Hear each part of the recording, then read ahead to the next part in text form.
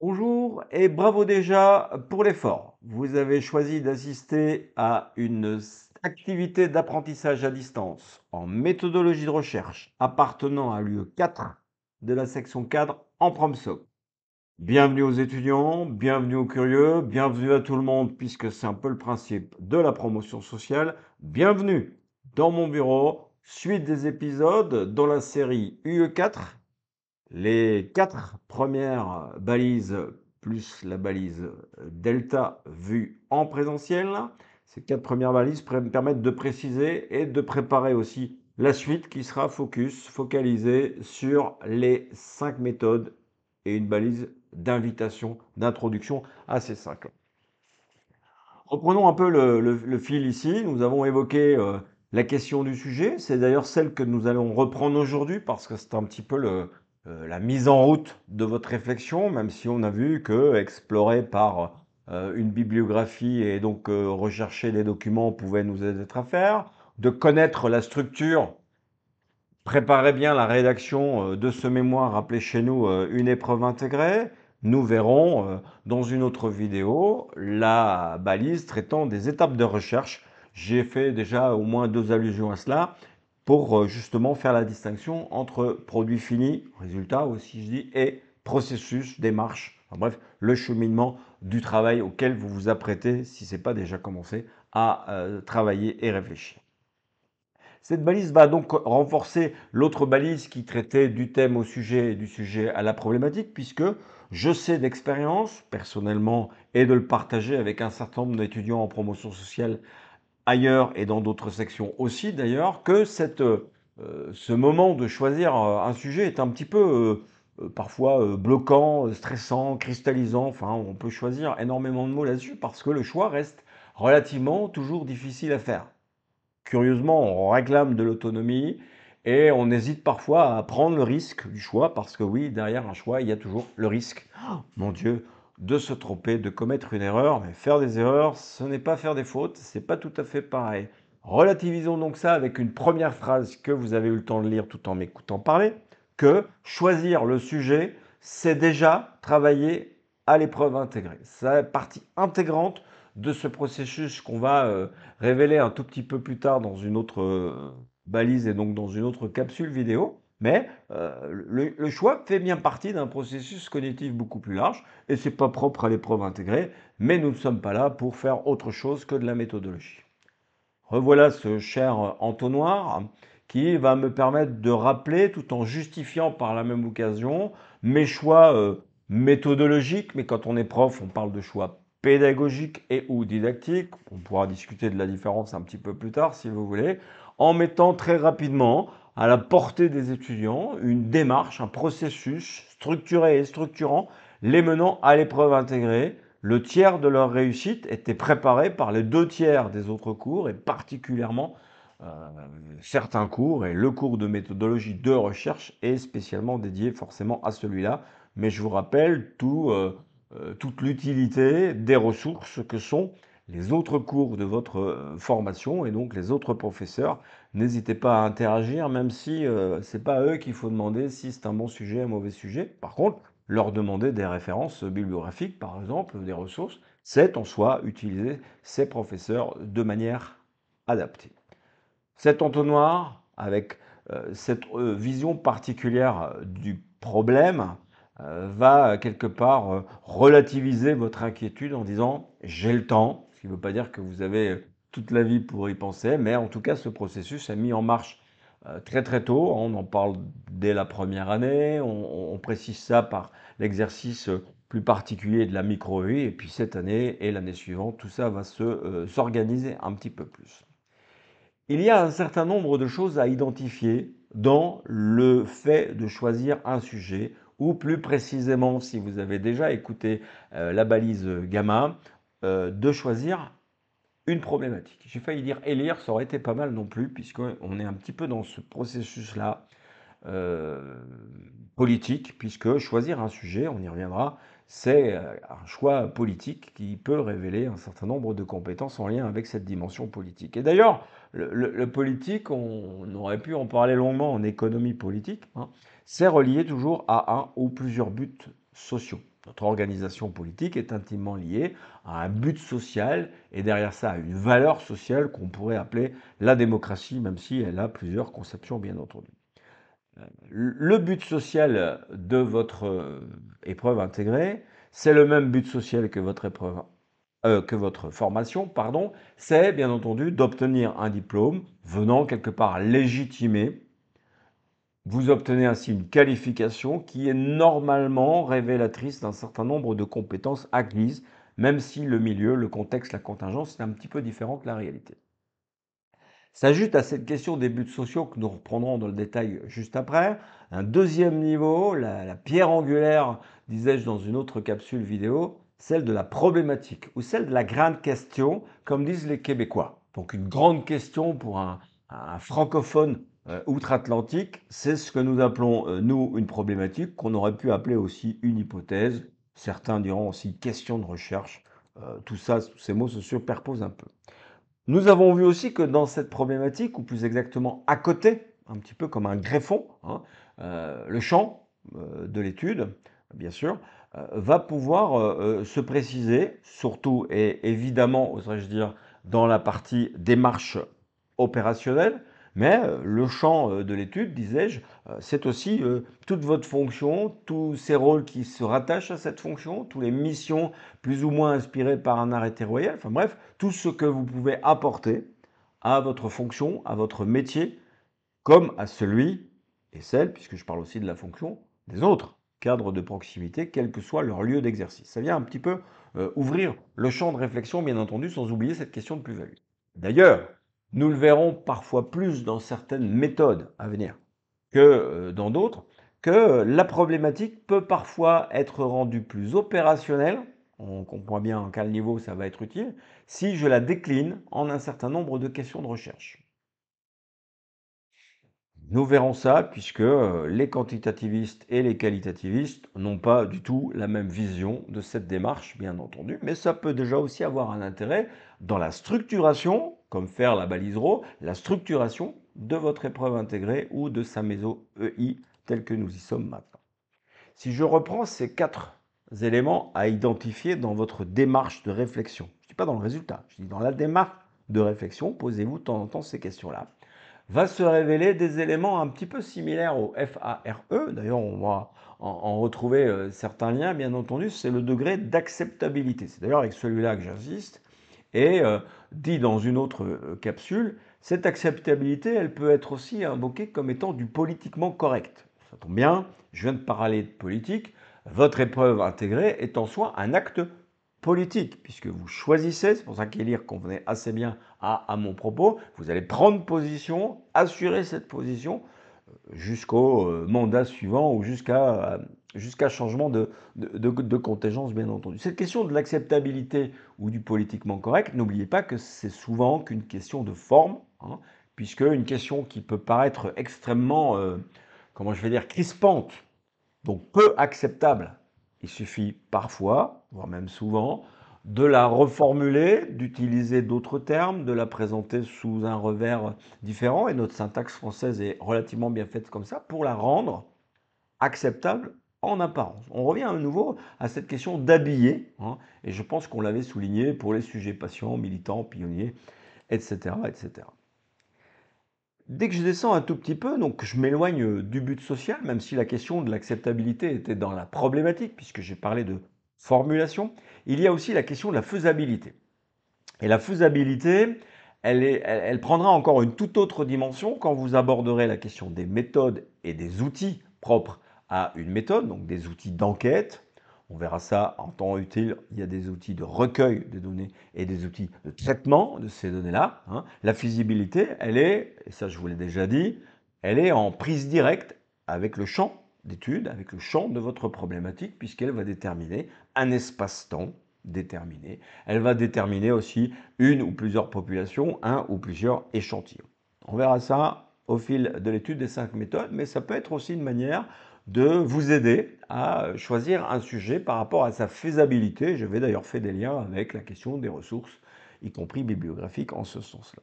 Il y a aussi un élément utile qui reprend quelque part ces deux premiers-là, c'est la question de l'opportunité. Alors l'opportunisme est parfois mal vu, on va dire que le chef il est opportuniste, mais en réalité on pense qu'il est carriériste et qu'il veut écraser tout le monde. L'opportunité pour un darwinien, c'est ce qui va permettre l'adaptation. Et je pense que c'est un élément que vous devez retenir tout au long du processus dont nous reparlerons. J'y faisais allusion puisque c'est la quatrième balise qui porte le nom de État, sans le T. Cette question d'opportunité nous permet l'adaptation. Et c'est ça aussi qui sera souligné dans la balise état dont je viens de parler, c'est cette possibilité, en fonction des opportunités vécues agréablement ou pas, ça c'est un autre débat, ces opportunités d'adapter, de modifier, de transformer, que ce soit la structure, votre style d'écriture, les ressources bibliographiques, enfin bref, de cheminer, pour reprendre un mot relativement intéressant, voire très très intéressant. Nouvelle petite forme, on pourrait dire que si je regarde dans l'entonnoir et que progressivement ma vue va aller vers le centre et surtout la partie la plus profonde, la plus perspectiviste de l'entonnoir, je peux avoir ce cheminement-là. C'est parfois aussi l'état d'esprit dans lequel se trouvent les étudiants avec ce côté un peu chahuté, un peu chaos, on en reparlera, c'est tout à fait normal, c'est même plutôt bon signe. Certains se cramponneront à une et une seule problématique qui est en réalité souvent une thématique, donc avec son degré d'imprécision. Essayez plutôt de vous ouvrir, de diverger, de digresser, même d'envisager des problématiques un petit peu folles. Hein. Bien entendu, gardez quand même à l'esprit que ça doit rester une problématique cadre. Une problématique un peu folle pour une infirmière, un infirmier, un soignant, peu importe, que j'avais imaginé à une certaine époque, c'est démontrer l'intérêt de la panne ou du bassin de lit, si vous préférez pour les Françaises, en verre transparent sur l'observation des selles de nos patients. C'est une problématique qui, d'un point de vue méthodologique, tient la route. Hein, on verra les critères d'une hypothèse par la suite. D'accord. Mais elle est hors sujet pour un cas. Donc, essayez de temps en temps d'envisager quelque chose d'un petit peu farfelu et mélanger tout ça. Donc, je reprends ces idées-là de manière un petit peu plus académique, moins plaisant peut-être.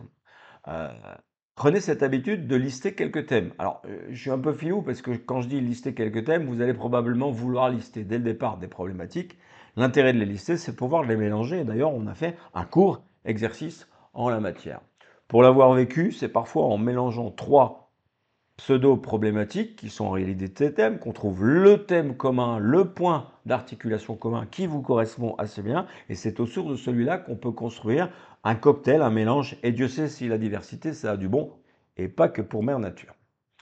Pour chacun des thèmes, sujets ou problématiques que vous retenez à un moment donné, ne tardez pas trop, hein, essayez d'expliciter chaque thème. Alors expliciter, pour rappel, c'est pas expliquer, c'est plutôt le décrire rapidement, et dans cette description, discuter aussi. Alors pour rappel, discuter, c'est au moins aller chercher les avantages et les inconvénients. J'ai bien dit et les inconvénients. Et vice-versa. Hein. Donc parfois, c'est le sujet qui vous semble le plus rassemblant le plus grand nombre d'inconvénients, vous le trouvez peu acceptable, peu faisable, peu important. Et le fait de le discuter, on peut parfois se forcer à révéler un avantage qui va devenir un réel avantage. C'est la logique des biais. Et je prends souvent, puisque c'est un univers que vous connaissez, la pharmacologie nous a quand même souvent montré que des erreurs d'appréciation initiale pouvaient mener à des découvertes extrêmement utiles et même pertinentes. Si vous en avez plusieurs, on va revenir sur l'origine étymologique du mot double, qu'on avait aussi dans le mot discuter ou twijfelen pour les amateurs de néerlandais. Essayez d'en sélectionner deux, c'est-à-dire ceux qui ont pour vous le plus grand intérêt, y compris en termes d'implication. Vous irez lire ce qu'on dit en termes d'implication avec la typologie sur les différents sujets des preuves intégrées. Mais essayez d'en sélectionner deux. Et puis après, le principe d'en sélectionner deux, c'est déjà de les affiner. Donc là, je vais un peu plus loin que dans l'explicitation que j'avais envisagée et que je vous proposais pour chaque thème, mais déjà de penser, enfin c'est mieux de l'écrire en fait, hein, parce que la pensée non écrite, elle va très très vite se dissiper. Hein, donc le stylo et le papier, c'est bien, ou deux fiches sur l'ordinateur. Pensez les deux thèmes séparément, c'est même mieux de le faire pas en même temps, à des horaires décalés, parce que sinon vous allez vous mélanger, mais pensez à un plan de recherche. J'ai bien dit plan de recherche, ça ne veut pas dire la table des matières définitives. Il n'y a rien de définitif à ce stade-ci, tout doit rester souple, plastique. N'oubliez pas ce que j'ai dit à propos de l'opportunisme. Et inévitablement, l'intérêt, ça va être de négocier, ça veut dire de peser le pour et le contre des deux thèmes sélectionnés. Je rappelle que vous les avez explicités, les deux plans quelque part. Et là, quelque part, il y aura un petit peu plus de visibilité pour faire le choix le plus adapté. Et le choix, ça relève parfois de l'exclusion, en disant non, ce thème-là ne me correspond pas, ça ne répond pas à tel critère, tel critère, tel critère, et je me rabats sur l'autre. Mais faites quand même toujours cet effort-là d'aller, comment dire, imaginer une autre voie que celle que vous pensez comme étant l'évidence. L'évidence est votre pire adversaire bien, bien, bien longtemps avant moi, je vous promets. Revenons sur les 4 points à identifier de la diapositive toute précédente, hein, une des toutes premières que je vous avais présentée et qui utilise les mêmes puces. Hein. C'est comme quoi avec les puces on s'est créé n'importe quoi comme puce. Ici c'est l'entonnoir, histoire de se rappeler ce qu'il représente. Vous êtes en formation. Je dis parfois vous êtes aussi en transformation. Le mot est encore plus fort hein, puisque après une transformation, on n'est plus vraiment le même. Il y a quelque chose, voire quelqu'un, vive la promotion sociale, qui a changé. Posez-vous la question à travers ce sujet, à travers cette problématique, la façon dont je l'articule aussi. Hein, qu'est-ce que je veux apprendre? Alors, vous pouvez en apprendre sur une notion, vous pouvez en apprendre sur un sujet, c'est la limite du mot sujet, qu'il faut vite faire transformer en problématique, je vous le répète. Que voulez-vous aussi apprendre? Non pas en termes de contenu, de matière si vous préférez, puisqu'on parle d'apprentissage, mais plutôt en termes de processus, ça veut dire d'habitude de pensée, d'analyse, voire de critique. Je pense et je plaide pour la deuxième approche. Que voulez-vous apprendre à travers? Prenez ça comme une occasion, pas si fréquente que ça, pour certains c'est peut-être unique, de pouvoir faire autant de choix, de pouvoir les appliquer certes avec rigueur, mais et de pouvoir démontrer, et ça c'est en soi un apprentissage, démontrer une capacité à être critique à l'écrit et à l'oral, avec cet idéal d'apprentissage que j'ai appelé la rhétorique, cette capacité à convaincre par le discours, je répète, qu'il soit écrit ou oral, en réalité que ce discours soit écrit et oral. Il y a bien entendu des contraintes institutionnelles. Nous avons parlé d'institutions dans le cours de sociologie, nous en avons reparlé dans le cours de psychosociologie, nous en avons déjà évoqué la présence avec le sujet maison, qui était le sujet institutionnel, avec cette question de savoir, mais au fait, quelles sont les institutions? Nous y reviendrons, mais retenez quand même que l'institutionnel est souvent vécu sous forme de contrainte.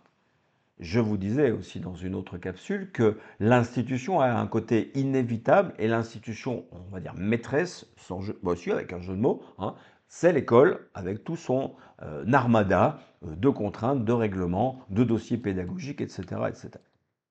Donc ça, c'est un élément important. Mais ce n'est pas parce que je suis dans un univers de contraintes dans lequel je peux apprendre que je ne peux pas y retirer une certaine satisfaction. Et la satisfaction, elle ne vient pas nécessairement d'être en accord avec nos foutus préjugés, nos a priori, vous savez, ces représentations sociales préexistantes. Hein. On peut retirer une certaine satisfaction à prendre et à apprendre. Décomposer parfois les mots, c'est extrêmement passionnant. Hein. On dit apprendre ou à laisser. Hein. Donc il y en a parfois qui laissent la possibilité, quelle épreuve intégrée ou un travail, d'évoluer dans sa pensée et je crois me souvenir que ma grand-mère disait, et elle n'est pas la seule à dire, il n'y a que les imbéciles qui ne changent pas d'avis. J'aimerais autant attribuer une réussite à quelqu'un qui ne l'est pas, bien entendu. Reprenons, puisque le terme est là, on aurait pu le représenter comme un triangle, vous l'avez d'ailleurs vu tourner, parce qu'un triangle peut être circonscrit et donc tourner dans un cercle, pardon. Et il faut savoir, curiosité de la géométrie, j'aime assez, hein, que le triangle, qu'on a déjà utilisé par exemple pour représenter l'institution, justement, et sa pyramide, hein, cette pyramide avec sa double distribution, rappelez-vous, c'est parfois bien de remobiliser certaines notions dans un autre contexte. Un triangle, les quatre, qu'est-ce qu'il dit, triangle, les trois angles du triangle sont appelés des sommets. Ça veut bien dire que chaque sommet a la chance de pouvoir être en haut, justement parce que ce triangle peut tourner à l'intérieur d'un cercle. Ici, on peut le lire n'importe comment, mais ce que vous allez premièrement retenir, c'est que vous êtes, vous, au milieu. Vous êtes au centre de ce triangle et donc au centre de ce cercle qui circonscrit ce dit triangle. Il y a un certain nombre de dimensions. Alors les mots pourraient tous les trois être institutionnels, à vrai dire. Pour faire la nuance, et je vais le préciser maintenant, et je vais commencer inévitablement par cette institution et donc cette logique et donc ce but social, et d'ailleurs je vous en ai déjà parlé, que je représente, c'est la dimension pédagogique de votre épreuve intégrée. Pédagogique, apprentissage, il faut que vous en retiriez quelque chose au moins pour vous-même. Mais pas seulement, parce que si je fais un transfert horizontal vers la gauche, hein, j'arrive dans la sphère et dans la logique professionnelle. Alors votre logique professionnelle escomptée, travaillée par la formation et l'épreuve intégrée, c'est cette fonction, ce métier de cadre de proximité. D'accord? Et pour rappel, et ça l'est de moins en moins, et ça fait d'ailleurs un moment que ça ne l'est plus, le cadre de proximité n'est pas un super soignant. Il est le cadre des soignants, l'encadrant des soignants. On va arrêter de faire du participe présent, même si c'est relativement parsonnant. C'est cette logique professionnelle-là, d'ailleurs, qui va prendre la parole en premier lors de votre épreuve intégrée, puisque le premier intervenant du jury, après vous, puisque pour rappel, vous êtes vous, hein, c'est le lecteur externe, qu'on appelle aussi le lecteur professionnel, représentant toujours cette institution qui n'est pas très institutionnalisée, je vous l'accorde, le métier, voire la profession de cadre de proximité.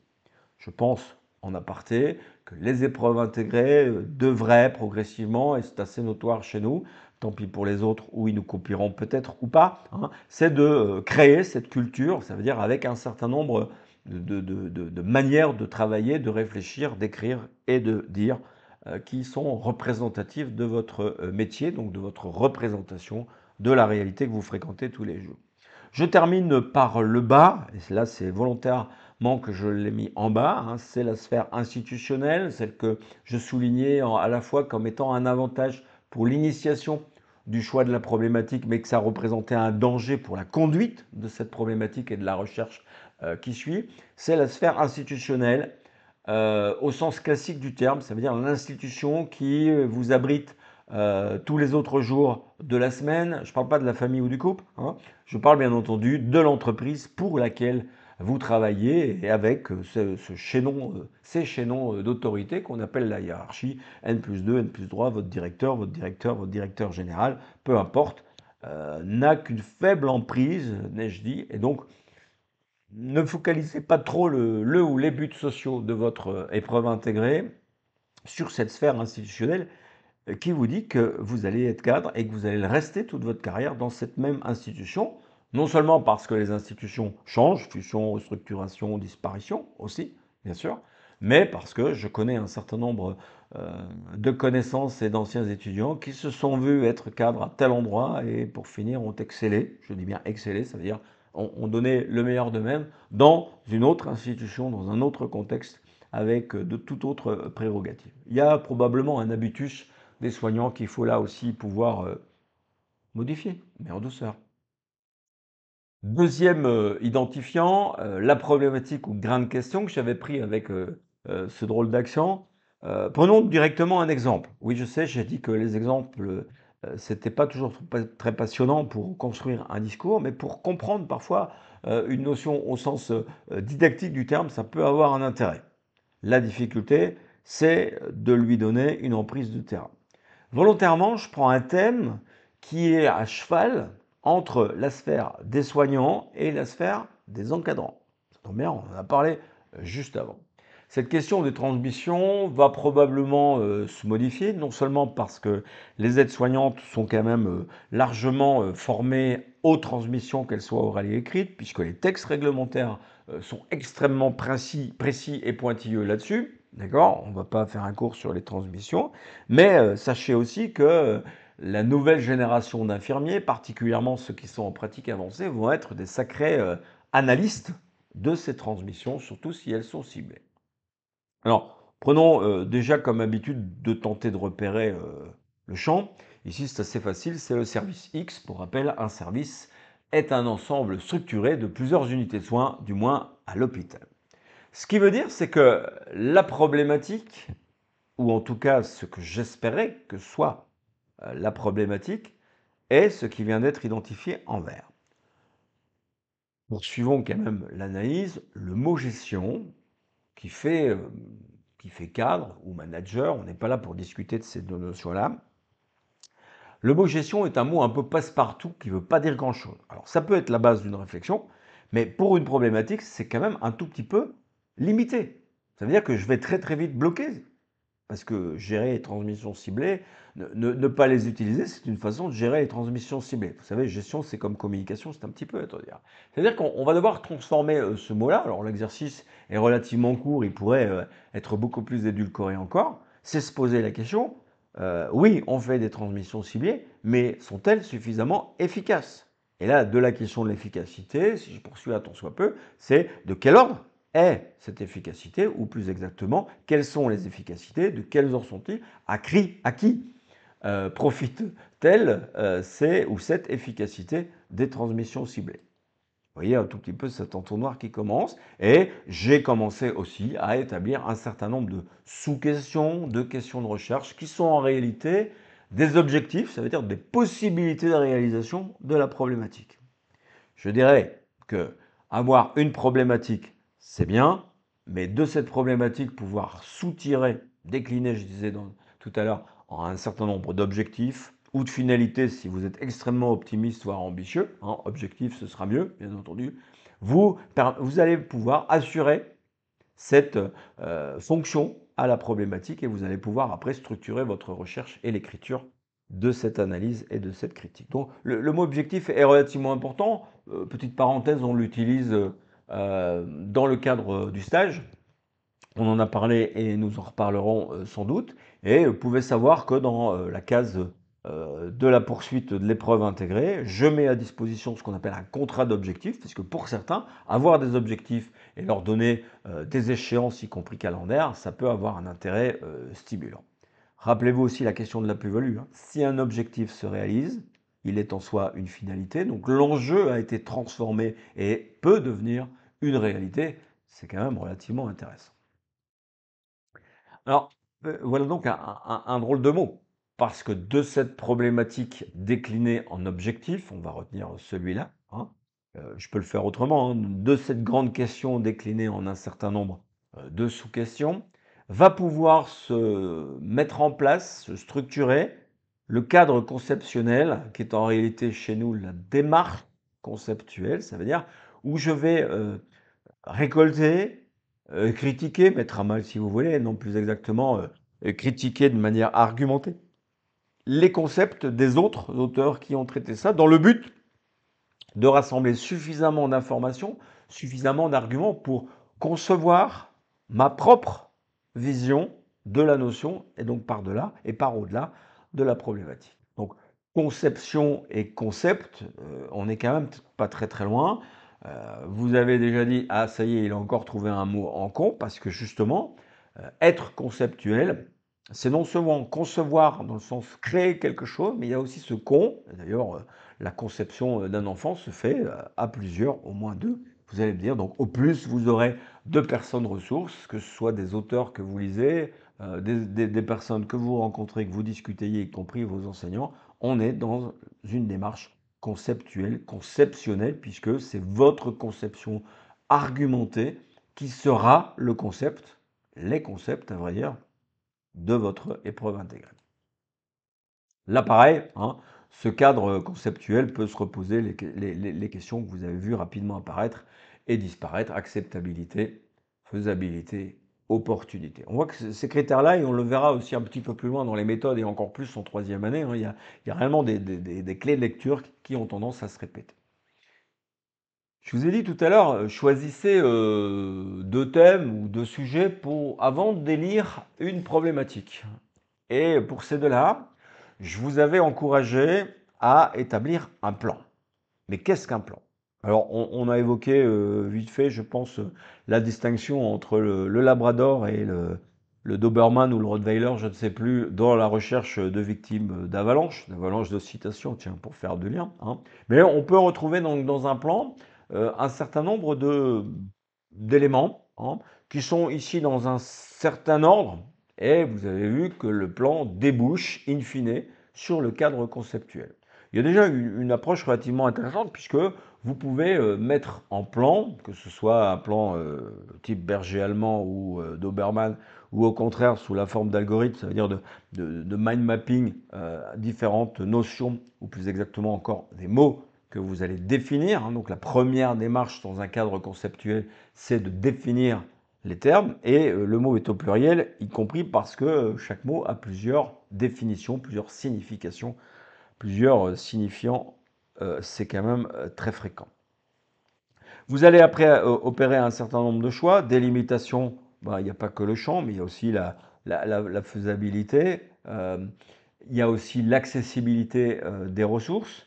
Dans le choix de l'approche, et je vais relier ça au suivant, le choix des hypothèses, ne vous inquiétez pas trop pour l'instant, puisque je vais vous contraindre, c'est mon rôle, je vais vous contraindre à pratiquer une démarche opérationnelle d'un genre particulier, puisque vous allez devoir l'imaginer 5 fois. Donc, la démarche opérationnelle d'Amesoi vise justement à choisir l'approche non pas de manière arbitraire, mais en les ayant testés sur la problématique, idéalement la même problématique, ça c'est un clin d'œil, bien entendu, pour quelque part valider la problématique qui est devenue hypothèse. Alors encore une fois, le terme hypothèse est extrêmement compliqué puisqu'il va être tantôt utilisé comme le prémisse d'une démarche conceptuelle, il va être aussi le prémisse de la démarche opérationnelle, particulièrement dans la méthode expérimentale. Méfions-nous des termes, je vous renvoie vers définition. Ce que j'appelle ici le bilan théorique juste avant de se mettre à l'écriture du concept, donc juste avant de discuter ou au moins de commenter les textes, c'est bien entendu de les rassembler. Donc le bilan théorique, c'est un petit peu ce fond documentaire que j'évoque dans une autre balise, dans une autre vidéo. Inévitablement, tout ça va tourner ensemble. On a déjà parlé des retours, d'aller-retour. Et dans cette balise état, il va être question, et des flèches, vous allez en voir circuler en aller-retour de haut en bas, de gauche à droite, bien entendu. Ce plan, et ce n'est pas la première fois que je vous le dis, doit rester éminemment plastique. Donc, doit se voir modifié en fonction d'un certain nombre de paramètres. Certes, vos compétences, qui pour rappel sont censées progresser. Vous êtes plus compétent, on parle bien du métier d'étudiant, hein, plus compétent que l'année dernière, y compris parce que déjà la balise bêta, les règles institutionnelles, la manière de travailler de certains profs, vous les avez acquises et donc c'est en soi une compétence. Derrière les compétences, il y a bien entendu aussi un autre mot en con, c'est les conseils. Et quand je dis conseils, que je le rie à la ressource, c'est vraiment toutes ces situations où on peut aller rassembler de l'information ou rassembler une méthode d'analyse de l'information. Donc là aussi, de l'information, pardon. N'hésitez pas à en rassembler un maximum puisque l'enjeu va être dans le choix, hein, ces trois mots qui sont de l'autre côté, c'est sûrement pas le hasard. Dans les ressources, il n'y a pas que les personnes ressources qui peuvent vous donner des conseils, même si parfois en lisant ça relève du conseil. Il y a toute cette littérature. J'aurais pu mettre le mot au pluriel, hein, et donc on a vu dans la balise delta qu'il vaut mieux quand même vérifier, et j'en reparlais dans la balise gamma, vérifier est-ce que cette source est suffisamment fiable, on a appris à distinguer ces termes-là, pour qu'il soit une ressource suffisamment contributive à ma réflexion. C'est pas toujours ce qui va dans le sens du poil, pour rappel. De cette question des ressources, des experts, oui, de la littérature, souvent, il sera question de son accessibilité. Et c'est pour ça que les étudiants sont parfois extrêmement émerveillés, facilités, à vrai dire, et donc peut-être aussi simplifiés, de l'accessibilité des données quand on est sur Internet. Quand on sait aussi, et je suis bien placé pour le savoir, quand on sait la volatilité des données sur Internet, un jour c'est comme ça, le lendemain ça a disparu, ça a été remplacé par autre chose, on peut se poser quand même un certain nombre de choses. Alors oui, il y a dans certaines universités ou dans certaines formations où on exige que vos données, votre littérature aient moins de 5 ans, moins de 10 ans. Je ne suis pas persuadé de l'opportunité et de l'efficacité de ce genre de décision parce que quelqu'un qui va écrire quelque chose d'extrêmement pertinent en 2020, pour ne pas remonter trop loin, en 2020 s'inspire probablement de sa formation universitaire ou d'un écrit qui a déjà 20, 30 ou 40 ans, d'auteurs qu'il a consultés. Et je sais, vous l'avez vu d'ailleurs avec une épreuve intégrée, que parfois des textes plurimillénaires peuvent avoir une grande actualité et donc une grande opportunité dans l'élaboration d'une réflexion et ici d'une épreuve intégrée. Je reviens donc avec le mot choix, désolé d'insister autant, hein, c'est à la fois le verbe certain l'infinitif qui compose le titre de la balise, c'est un mot que vous retrouvez au moins 4 fois sur cette diapositive. C'est cette question de la décision et pour rappel, une décision, elle fait normalement la suite d'un choix et un choix, c'est toujours au moins avoir une alternative. Donc deux possibilités, donc deux plans à méditer, à réfléchir encore une fois. Et si vous vous souvenez de la tournante des problématiques, on a joué ce phénomène, alors un peu de manière caricaturale, certes, mais c'est le propre de la pédagogie, de vous faire choisir un sujet et lire, je disais tout à l'heure, mais d'en garder un au cas où. Et le au cas où n'a pas toujours besoin d'être écrit noir sur blanc. Vous n'avez pas l'absolue nécessité de ressortir l'enveloppe, hein. Je peux même vous la montrer si jamais il y a des incertains. La problématique de ce cours, le changement de sujet, il peut parfois arriver de manière tout à fait impromptue. Une discussion, une rencontre, un stage, une lecture, enfin bref, il y a énormément de possibilités qui peuvent vous arriver et c'est rarement toxique, que du contraire, c'est souvent prolifique, bien entendu. Le plan va répondre à la question du quoi et du comment. Le pourquoi, c'est pour le cadre conceptuel, bien entendu. Alors, le quoi, donc quoi mon sujet, comment mon sujet. On voit bien ce lien déjà entre un contenu et une manière de l'aborder. Quitte à me répéter, c'est peut-être l'avantage de l'âge pour qu'on peut se répéter sans avoir à s'en justifier. Une bonne et grande question. Alors la grande question, vous connaissez son origine. J'ai mis bonne entre guillemets parce que c'est un mot qui reste comme important, relativement imprécis dans sa justification. Alors bonne, vous en avez néanmoins euh, le référentiel puisque vous connaissez la grille d'évaluation pour la méso-I, vous connaîtrez la grille pour la macro et pour le I, bien entendu, c'est un repère à ça. J'ai aussi souligné la question de la plus-value.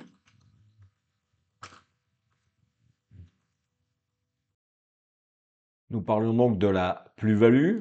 La plus-value sur votre bonne et grande question, autrement dit sur votre problématique, ne peut être qu'anticipée et provisoire, rejoignant ainsi la définition de la grande question, soit dit la problématique. De cette grande problématique, cette grande question, va naître le cadre conceptuel que nous tentons de rendre dynamique en le transformant en une démarche conceptuelle. Nous reprenons ces 4 éléments, puisqu'il y en a 4 au total, 2 pour le quoi, 2 pour le comment. Comment, on est déjà dans une dimension plus opérationnelle, mais l'opérationnel commence déjà à propos de ce que toujours les Québécois appellent le design de recherche. C'est ce qu'on a appelé juste avant cela le plan, la structure qui deviendra la table des matières et qui révèle in fine d'un côté lecteur, le fil conducteur et de votre côté, votre capacité à intégrer se retrouvant dans le titre particulier du mémoire tel qu'on l'appelle en promotion sociale. Il y a dans cette dimension du comment, hein, déjà certes dans le design de recherche, du réalisme qui va effectivement être interrogé, interpellé, confronté aussi lors de la présentation et plus encore de la séance des questions. Le réalisme, il commence bien avant ça, y compris par des dimensions d'acceptabilité, de faisabilité. Nous en reparlerons de 3 aspects particuliers de ce réalisme-là en lien avec ce choix, ou plus exactement l'action de choisir un sujet, une problématique. Revenons donc là tout en haut, puisque cette problématique, elle s'envisage par rapport aux objectifs qui deviendront, je le disais un petit peu plus tôt, des perspectives. Donc pensez déjà à l'objectif, à la finalité, aux enjeux, aux perspectives. Voilà 4 mots qui correspondent assez bien à une manière de dire quel est mon quoi dans cette problématique, dans ce projet d'épreuve intégrée tel que je veux le soutenir. Le lien avec le cadre conceptuel, c'est ce qui relie cette problématique à votre démarche d'interrogation, de questionnement, de critique et donc de conceptualisation. Donc les éléments sont reliés. Je vous ai parlé à quelques reprises de l'articulation des notions, en moindre mesure avec le champ, des articulations entre elles, visant à l'intégration de celles-ci. Donc va être aussi parfois l'exercice de formuler votre problématique avec une autre syntaxe. Donc parce que je change la syntaxe d'une phrase, je change bien entendu l'articulation des termes entre eux, menant parfois à une autre compréhension et donc une autre perspective et donc une autre problématique. Ça vaut la peine de s'essayer à ça au stade où vous vous trouvez maintenant.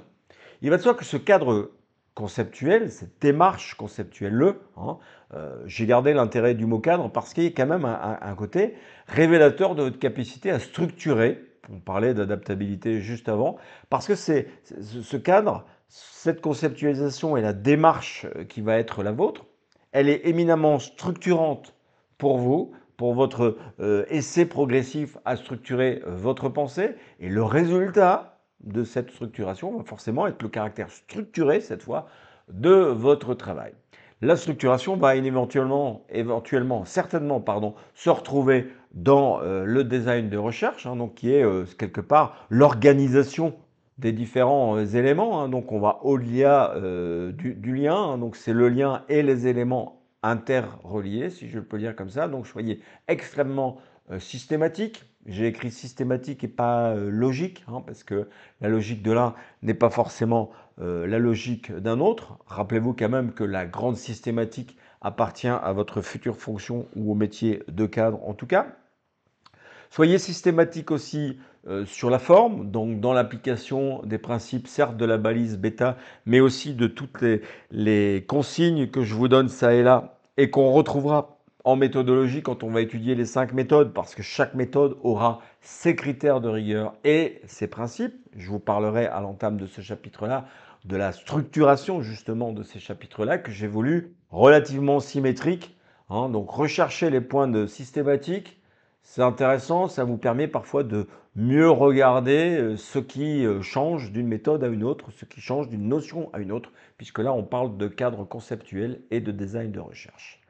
L'élément principal, et je pense que ce n'est pas la première fois que je vous le dis, si vous ne l'avez pas entendu cette balise-là, vous l'entendrez de toute façon une seconde fois, c'est la flexibilité, l'adaptabilité, la capacité à changer, à accepter le caractère plastique de ce design, du cadre ou plus exactement de la démarche, ça conviendra mieux ici, conceptuelle. Donc restez flexible.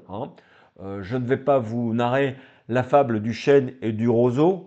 On pourrait quand même aussi rappeler ce qu'on a vu en psychosociologie, c'est que c'est l'élément le plus flexible, qui sera le plus adaptatif et en fin de compte des plus adaptés face à toute une série de situations pas forcément faciles pour ne pas dire conflictuelles. Le réalisme, on va le centrer un petit peu moins sur des éléments de rigueur, on vient d'en parler d'ailleurs. Ce réalisme, rappelez-vous quand même que cette épreuve intégrée, d'ailleurs j'ai une fois une étudiante dans une autre section qui a écrit preuve au lieu d'épreuve, mais c'est intéressant parce que dans le mot épreuve, il y a à la fois ce réalisme ou cette réalité d'abord du travail, il vaut mieux être réaliste avec les réalités qu'on rencontre d'ailleurs. On reparlera de réalisme quand vous étudierez avec d'autres la balise epsilon, d'accord? Mais ce réalisme, c'est aussi être capable de démontrer l'acquisition d'un certain nombre de compétences. C'est pas moi qui l'invente, c'est le dossier pédagogique qui le dit comme ça pour toutes les épreuves intégrées du supérieur en promotion sociale, bien entendu. Le réalisme, je vais faire un petit focus sur 3 éléments. Alors, pour prouver que vous avez du temps, de l'argent, alors bien entendu, là, il y a une petite forme de boutade. Le temps, il vous en faudra. De l'argent, probablement, mais c'est surtout du temps. Mais attention de ne pas vous embarquer dans un projet trop ambitieux. Il y a des étudiants qui ont dû renoncer à beaucoup de choses, y compris pour des aspects logistiques, financiers, parce que organiser une enquête sur 350 individus, ça coûte quand même un peu d'argent. Le réalisme, il va aussi commencer dès la quête documentaire pour constituer ce fonds argumentaire et autrement dit, rassembler toutes ces ressources. On aurait pu dire la bibliographie, ça aurait été un petit peu plus vite. Cet élément d'accès ou d'accessibilité aux données, alors les données à la fois théoriques et conceptuelles pour fabriquer votre démarche conceptuelle, mais accès aussi aux données pour organiser une démarche opérationnelle. Et quel que soit le paradigme, quelle que soit la méthode, il y a quand même toujours un certain nombre de questions à se poser en termes d'accès aux données. Ai-je, par exemple, la possibilité, voire le droit d'accéder à des données très personnelles, par exemple? On y repensera dans une méthode. Ou au contraire, puis-je diffuser un questionnaire sur un vaste ensemble d'une population? Bref, tout ça pose des questions qui ont forcément un impact sur le temps et l'argent, mais c'est d'abord une question d'accès aux données, bien entendu. In fine, et j'aurais dû commencer par là, et ça viendra en écho de ce qui est écrit dans le dossier pédagogique de l'épreuve intégrée de votre section, c'est de démontrer, de prouver devant vous-même certes, mais devant les autres, y compris le jury, que vous avez les capacités de le faire, ce travail-là, qui est un travail de fond, dans les deux sens du terme, donc c'est rassembler du contenu, mais c'est aussi un travail de fond, et c'est pour ça qu'on s'y met assez tôt dans la formation, et qu'on y travaille progressivement, exactement comme un sportif, allez, oserais-je dire, de haut niveau, qui va s'entraîner de plus en plus pour. Ce schéma, et on approche la fin de cette balise, hein, ce schéma tente de résumer un tout petit peu le cheminement au départ d'une grande question. Donc là, on est déjà sur une étape qui va vous aider à structurer le plan, le design de recherche, si vous préférez. Alors, il est présenté d'une certaine manière, ici, un petit peu comme une carte mentale, même si elle n'est pas très évoluée, mais c'est déjà pas mal. Rappelez-vous que la grande question, autrement dit la problématique, c'est aussi un certain nombre de sous-questions que j'ai appelées plutôt des objectifs. Voilà pourquoi le mot objectif apparaît aussi. Donc, au départ de cette problématique, il peut y avoir, j'ai pris le chiffre 3, trois sous-questions, trois objectifs, trois données déclinées au départ de cette problématique. Chacune de ces questions, et en tout cas les composantes de la grande question, vous êtes en train de vous dire pourquoi il y en a 4 en dessous et 3 au-dessus, hein, c'est que parfois une question peut donner naissance à plusieurs concepts, ou même un concept peut se retrouver dans deux objectifs. Voilà pourquoi de cette grande question naît 3 objectifs, mais 4 concepts. Vous allez dire, c'est déjà pas si mal, je dis 4 alors qu'il y en a 5, pardon pour mon erreur de comptabilité. C'est pas ça le plus important d'ailleurs, hein, mais là on pourrait dire que là l'étudiant va se retrouver avec un design sur 5 concepts et donc 5 chapitres. Il verra bien au fil du temps, hein, puisque vous voyez, une fois que question 1 est passée, c'est devenu A, B, C, D, et il est possible encore que l'ordre, non plus arithmétique mais alphabétique, pourrait changer. La dernière ligne, on a encore le temps, puisque ça c'est la démarche opérationnelle. On parlera de démarche opérationnelle avec les 5 méthodes. La question de mesure est un vaste débat qui distingue nos deux paradigmes. Il va de soi que le mot mesure est habituellement compris dans le sens quantitatif, mais quand j'évalue, y compris subjectivement, mais en tout cas qualitativement des données, je prends aussi la mesure d'une réalité, la mesure de l'influence d'une notion sur une autre. Enfin bref, nous évoquerons tous ces éléments un petit peu plus tard. Vous êtes sur cette deuxième ligne, comment transformer ma grande question en un certain nombre d'objectifs, et de cette grande question et des objectifs, comment repérer un certain nombre de notions clés que vous aurez à conceptualiser par la suite. 3 minimum, vous le savez désormais, c'est la structure imposée de la mésoïde. Terminons donc cette balise avec un certain nombre de conseils. Le conseil, c'est quand même bien. Et ces conseils, il ne faut pas chercher à tous les appliquer d'un seul coup. Commencez par celui qui vous semble le plus accessible en premier lieu. Rappelez-vous ce que c'est Pareto, par exemple, on a vu ça. Alors, allez donc fouiller dans différents endroits. Je vous ai parlé d'exploration dans une autre balise, dans une autre capsule vidéo, hein. Donc, cherchez donc des exemples. Alors, voilà un mot qui a un double sens. Tiens, dans des mémoires, ici ou ailleurs, dans d'autres formations, soyez quand même pas trop éloignés d'emblée. Pourquoi pas des participations à un séminaire en interne, un congrès en externe, une formation en interne ou en externe qui a contact avec forcément votre métier, votre fonction, cadre de proximité ou cadre tout court, ça suffit. Recherchez bien entendu un certain nombre d'articles, des articles dans des revues plus ou moins spécialisées, hein. Il peut y avoir des éléments intéressants dans des revues grand public quand on évoque par exemple cette question de la représentation sociale. Les entretiens qu'on peut avoir avec deux types d'expertise ou d'experts, en tout cas, des experts scientifiques, parfois ceux qui ont écrit des articles dans des revues spécialisées, pourquoi pas, mais aussi des experts de terrain hein, qui pourraient vous aider à rendre un peu plus contextuel votre problématique, encore une fois. Je vous rappelle ce que j'ai pu dire précédemment à propos des experts. Ne vous laissez pas plus embarquer par une lecture que par un entretien avec un expert. Hein. Encore une fois, c'est vous, vous et vous qui serez l'éditeur responsable, comme on dit dans une autre discipline, de ce que vous écrirez et de ce que vous direz lors de votre épreuve intégrée. Le bibliothécaire, alors c'est vrai que les moteurs de recherche comme Google et autres font l'office de bibliothécaire, mais je pense quand même que nos bonnes vieilles bibliothèques, il y a des bibliothèques en ligne, c'est déjà ça, mais déjà cette ambiance, mais ça je m'égare, d'une bibliothèque c'est pas mal, mais il y a aussi cette rencontre avec un ou plusieurs bibliothécaires, qu'on appelle d'ailleurs aussi des documentalistes. Alors ils connaissent tout et rien en fait ces gens-là, mais ils ont quand même une certaine systématique dans l'organisation de leur bibliothèque basée sur, Google n'a rien inventé, des mots-clés. Donc vous pouvez leur faire part de vos mots-clés, vous pouvez leur faire part de votre problématique. Si vous êtes face à un bibliothécaire professionnel dans une bibliothèque de bon niveau, les universités laissent souvent les accès ouverts et même à Tournai il y a de quoi, hein, elle pourrait vous orienter sur des lectures ou sur de nouveaux mots-clés auxquels vous n'auriez pas pensé parce que c'est son métier justement d'organiser tout ça, c'est sa systématique à elle, c'est une forme d'expertise en soi. Pardon. Les profs, bien entendu, vos collègues, alors quand je dis vos collègues, je pense d'abord et avant tout à votre groupe classe, puisque ça aussi, les interactions dans un groupe classe, ça peut faire la force de l'épreuve intégrée, ça peut vous aider à décider, et d'ailleurs des choses sont mises en place, seront mises en place, et j'ose espérer que ça peut perdurer au-delà des cours. Je pense vous avoir déjà dit que ce n'est pas un individu qui réussit, c'est un groupe classe. L'inverse, ça marche aussi, bien entendu.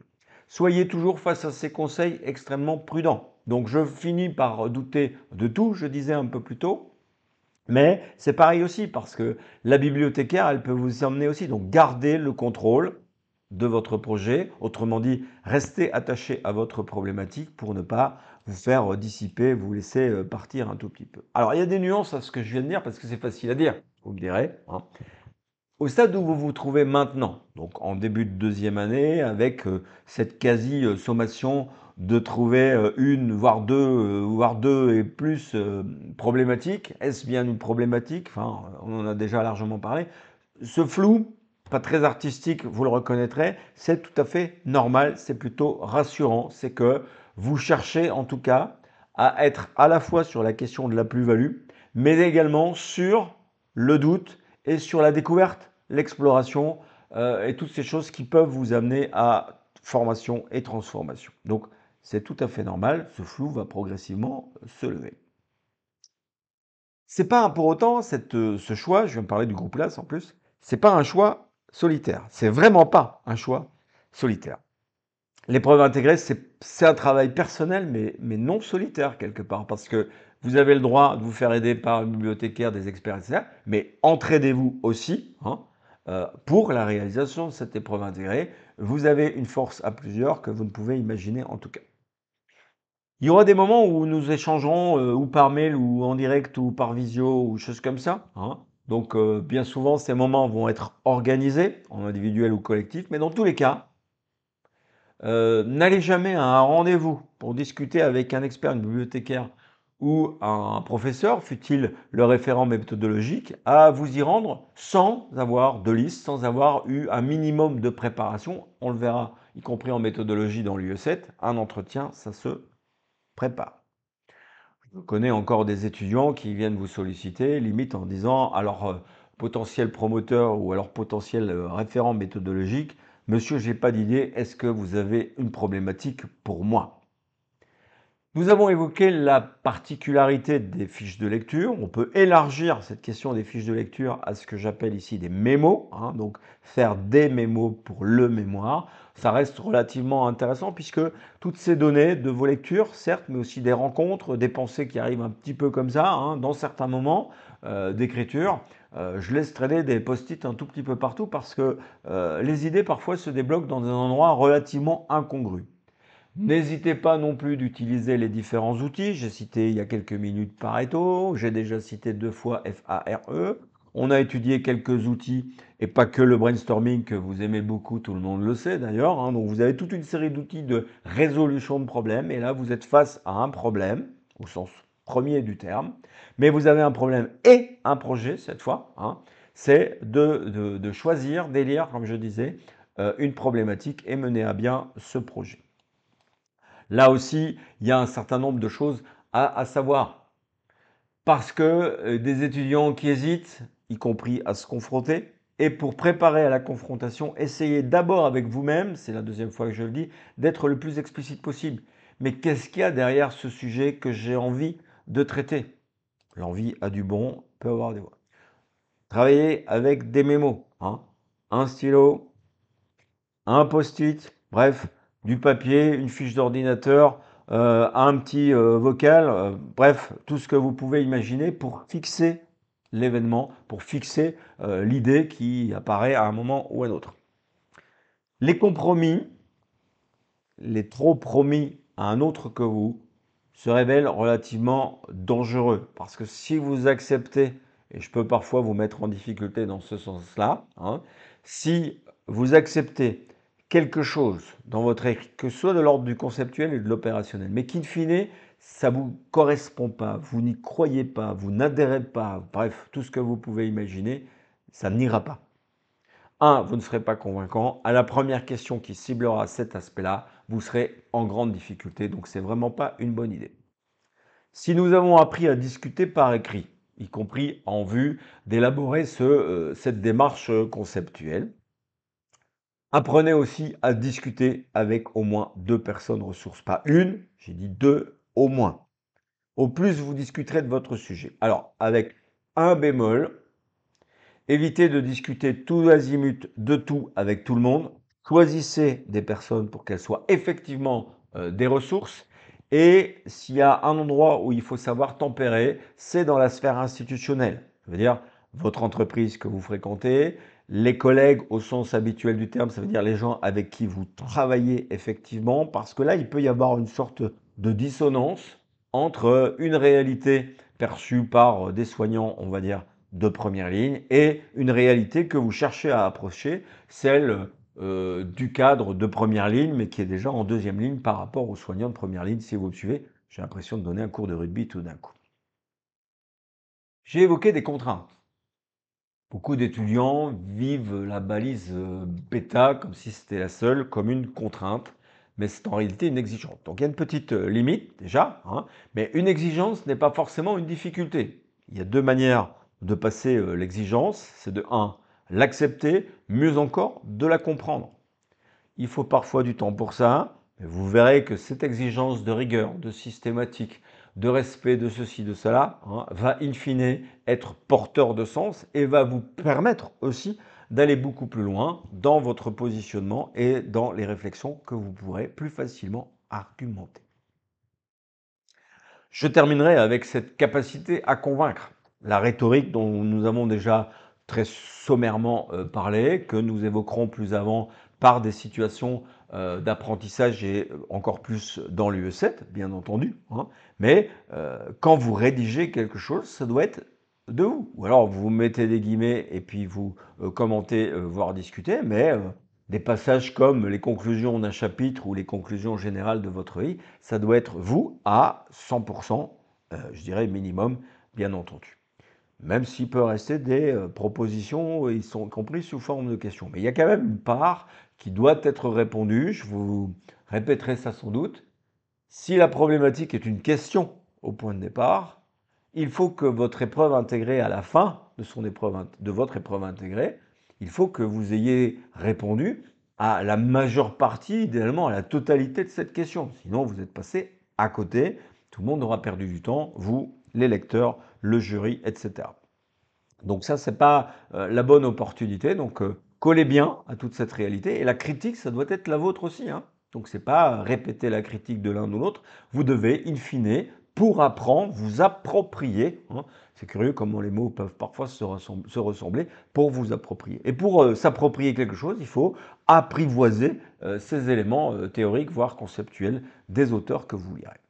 Voilà, c'est la fin de cette balise, hein, qui considérait des aspects en retour sur le sujet, sur cette question du choix et de moyens peut-être un petit peu plus pratiques que ceux qui étaient évoqués dans la première balise, la balise gamma. Et je vous invite maintenant à approcher les autres balises dans l'ordre que vous voulez. Je le répète encore une fois, je vous souhaite en tout cas bon travail. Fin de cette vidéo.